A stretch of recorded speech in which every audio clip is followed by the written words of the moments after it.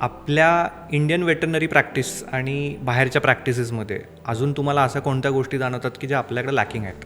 एकतर पाश्चिमात्य देशात खूप सुबत्ता आहे, त्यामुळे कुत्रे किंवा मांजरं किंवा पेट्स यांच्याकडे एकंदर बघण्याचा दृष्टिकोनच खूप वर्षापासून वेगळाच आहे असं म्हणू. म्हणजे प्राण्यांसाठी वाटेल ते करणं, त्यांच्यासाठी इन्शुरन्स करणं, इन्शुरन्समधून सर्जरीज करणं, या सगळ्या गोष्टी तिकडे खूप वर्षापासून चालू आहेत.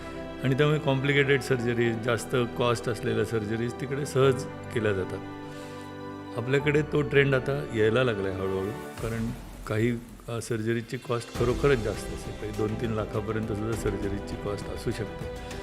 त्यामुळे इन्शुरन्स कवर घेणं हे खूप महत्त्वाचं असतं आणि जे लोक आता करायला लागलेले. मी जेव्हा परदेशात काही वेळोवेळी गेलेलो आहे तेव्हा तिथल्या प्रॅक्टिसेसना भेट दिली.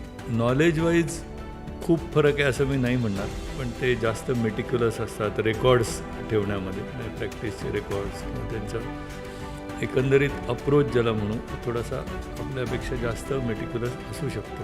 आता आपल्याकडेही हा डिफरन्स आता राहिलेला नाही आहे, बदल होत चाललेला आहे. परंतु पूर्वीपासूनच तिकडे काही वेटरनरी सॉफ्टवेअर्स वापरणं, काही कॉम्प्लिकेटेड प्रोसिजर्स करणं, त्याची रेकॉर्ड्स ठेवणं, या गोष्टी मी वेगळ्या बघितल्या आणि त्या आत्मसात करायचाही प्रयत्न केला.